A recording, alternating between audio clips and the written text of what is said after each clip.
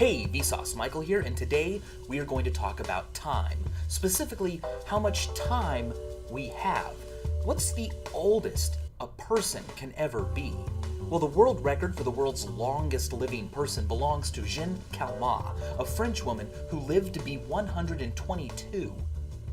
Right now, at this very moment, there are only 37 people alive who were born in the 1800s. Those 37 people have lived in 3 different centuries. But as medical knowledge expands and our understanding of biology improves, people are living longer and longer. In fact, scientists believe that based on statistics, the first person who will ever live to be 150 has already been born. It could be one of you, but according to the math, it's probably someone who was born last year. Here's the thing. As humans get older, the likelihood of them dying increases, but there are some types of animals that have what is called negligible senescence, also known as biological immortality, and these types of animals have never been observed to actually age. Animals like the hydra can only die because of accidents, disease, or predators. The world's oldest living individual tree has clocked in at more than 4,600 years old. It's called the Methuselah tree, and it exists somewhere in this forest. Government officials won't actually release its exact location to protect it from vandalism, but it's out there. The lifespan of an organism can be even longer than that if you include clonal colonies. For instance, these quaking pines all look like individual trees, but they're actually all clones of one genetic code. They all share a root system, and the root system continues to make more trees, meaning that these trees are all part of the same organism, and experts have calculated based on the root system that this one male quaking pine has been around for at least 80,000 years.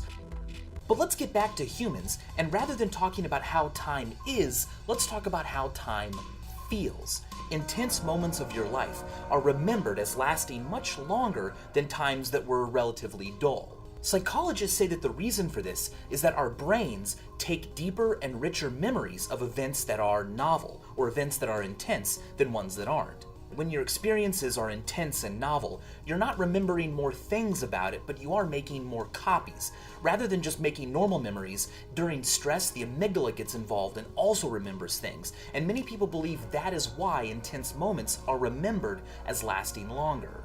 This phenomenon becomes quite mind-blowing on a macro scale. Think of it this way.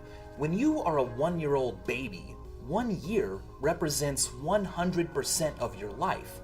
But when you turn 2 years old, that second year was only half your life. And the next year you live through is only a third of your life. And by the time you turn 80, 1 year only represents an 80th of your life. Those percentages are important because they may explain why your childhood feels like it took so long. But as you get older, the years seem to fly by. You have more novel experiences when you're young.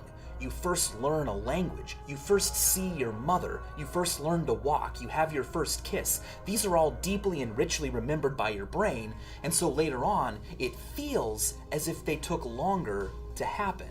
Now here's what's really mind-blowing. Let's look at a graphical representation of the percentage of your life that each successive year is. The first year is 100%. The second year is only half. The third year is a third, and so on will go all the way out to 80. Now, using this representation under this model, when you turn 80 years old and look back at your life, the point that feels like the middle isn't your 40s, it's your early 20s. The good news here is that the more novel things you do and things you see and places you visit and people you meet, the slower time feels and the more rich it feels. So go out there and do something cool, do something weird, do something new. Subscribe to Vsauce if you haven't already. And as always, thanks for watching.